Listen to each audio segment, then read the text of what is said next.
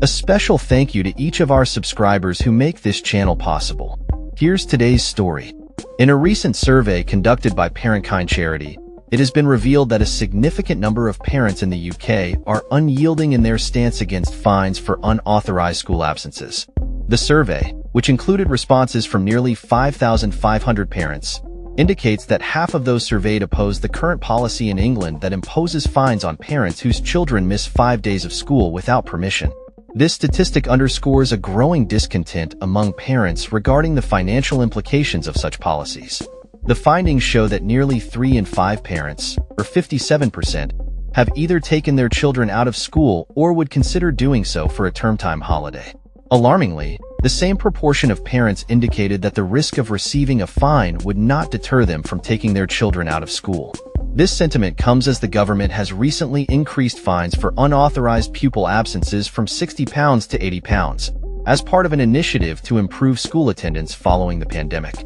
Furthermore, parents facing a second fine for the same child within a 3-year period will see their penalty escalate to £160. The Department for Education has warned that further actions, including parenting orders or even prosecution, could follow if parents exceed 2 fines per child in the designated timeframe. Those prosecuted could face fines of up to £2,500. The survey has also highlighted the challenges parents face in getting their children to attend school. Nearly 18% of respondents stated that it has become more difficult to ensure their child attends school compared to the pre-pandemic era. In contrast, 31% of parents reported feeling more relaxed about their child's attendance since COVID-19. Digital distractions have also emerged as a concern, with 1 in 7 parents reporting that their child spends 7 hours or more on electronic devices outside of school on a typical weekday. This trend has raised alarms among child welfare advocates, prompting calls for the government to publish evidence regarding the potential harms of excessive screen time and to consider legislation to ban smartphones for children. The financial strain on families is palpable, with over 1/3 of parents, 34%, expressing difficulty in managing their finances.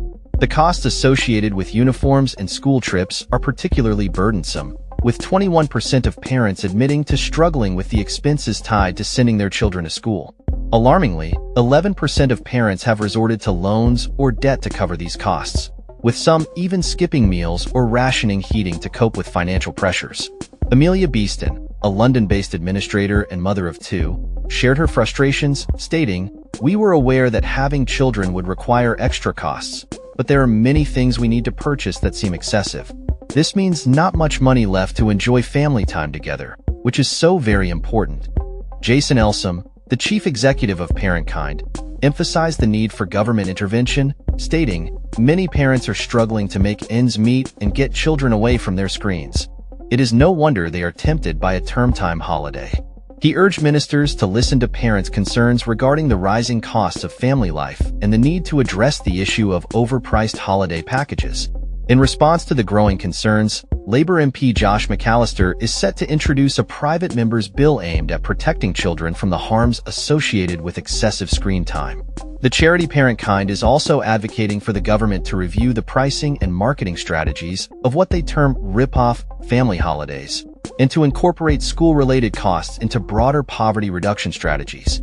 The survey findings have sparked a broader discussion about the intersection of financial hardship and the increasing reliance on digital technology among children. Pepe Diaco, General Secretary of the Association of School and College Leaders, stated, "We urgently need the government's Child Poverty Task Force to come up with solutions, and we need much tougher regulation of smartphones."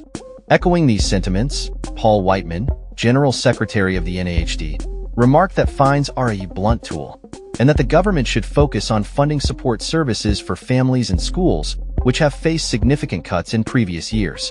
In response to the survey and the rising absence rates, a government spokesperson acknowledged the challenges faced in addressing school attendance and emphasized the importance of parental responsibility in ensuring children are in school.